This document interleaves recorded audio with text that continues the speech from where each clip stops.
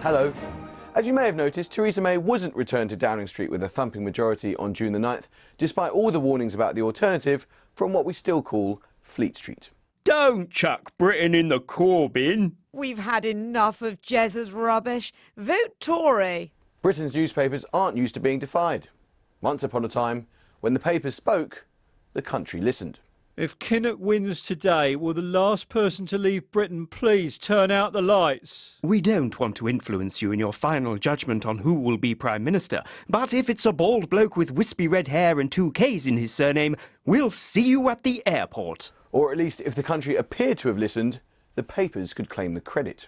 It's the Sun Wot Won It. But news just in. Print titles aren't the political power what they used to be.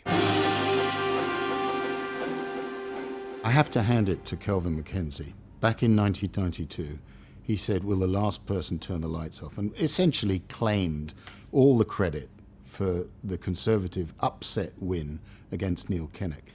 In fact, that was probably the high point of influence of newspapers. And there were other factors. They just got overwhelmed by the Sun's claims. I think since then, relatively speaking, newspapers' influence has certainly declined. It's not irrelevant, but other voices, as you say, in a fragmented media landscape have become more important. There is unanimous agreement that with declining circulations and the shift to online, newspapers are weaker than in their heyday. They don't have an overall majority at this stage. But perhaps the election of June 2017 was a turning point for Britain's press. Going into the campaign, Theresa May generally received fawning coverage of a kind her predecessors could only dream of, while Jeremy Corbyn was pilloried as an anachronistic idealist. Revealed, Corbyn's manifesto to take Britain back to 1970s. And yet, for the first time in perhaps 4 decades, the likes of Rupert Murdoch and Lord Rothermere didn't get the result they wanted, even though the PM was reinstalled in number 10. Stephen, do you think Fleet Street underestimated Jeremy Corbyn? Yes, there's no doubt it did. But not just Fleet Street. I mean, half of the Labour Party, most of the Tory Party, most of the chattering classes, and Fleet Street, yeah, there's no question.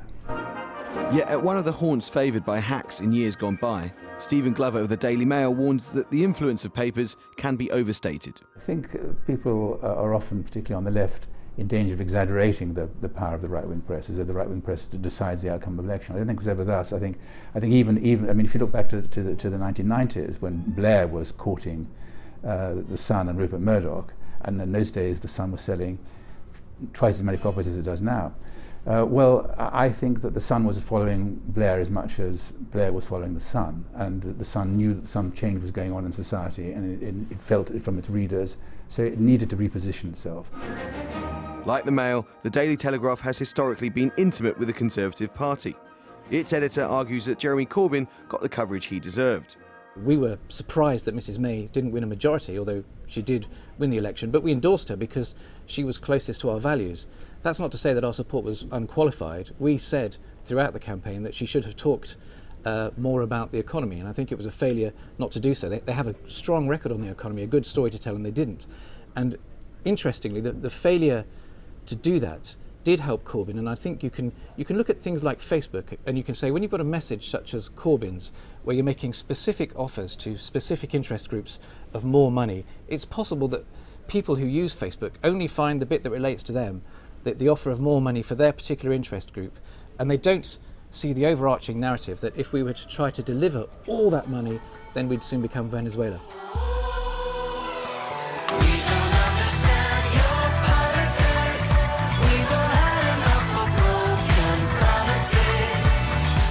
August titles like the Telegraph and Mail have to reckon with a new kind of rival.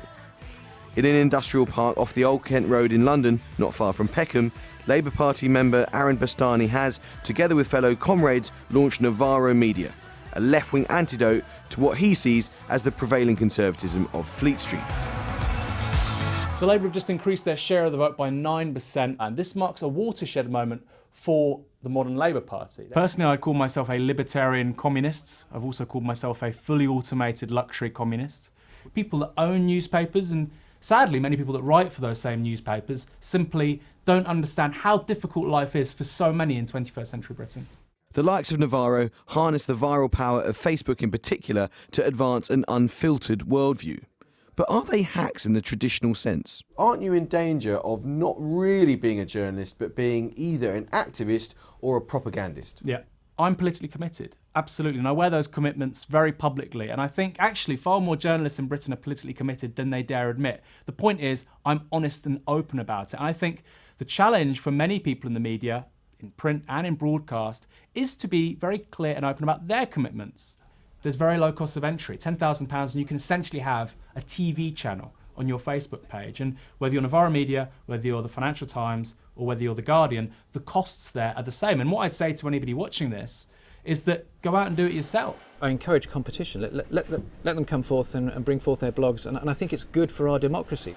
As Mirror editor Lloyd Embley points out, traditional papers do themselves have huge reach online. I think it is a watershed in some respects, but I think it is wrong to suggest that Fleet Street can't and doesn't move in this modern world.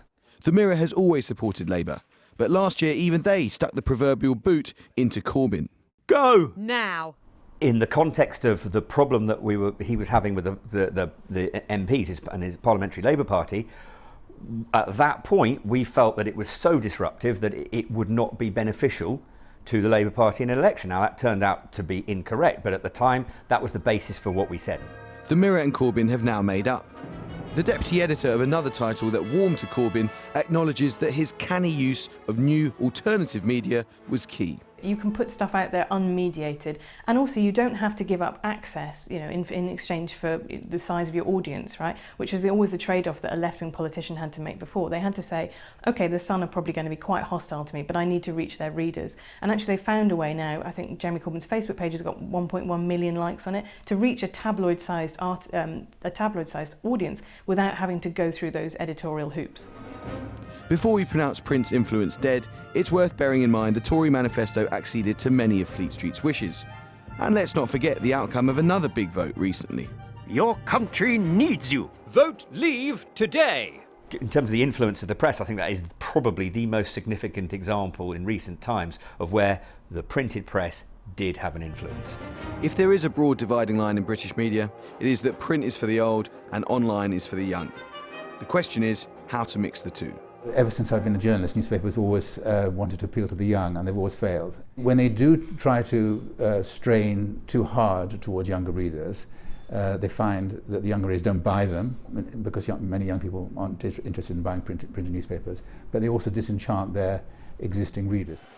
If we all say the world is completely atomized, you lose that sense of community. And I think that's what newspapers, great newspapers, have always done. They've had a strong sense of community. We all have to recognize that we don't have a monopoly now. We've got new forces, disruptive forces, that are fundamentally changing the media landscape. Whether the next generation cares about what the papers say is far from clear. But they are breaking and remaking news as we know it. So, will the last person to leave Fleet Street please turn out the lights?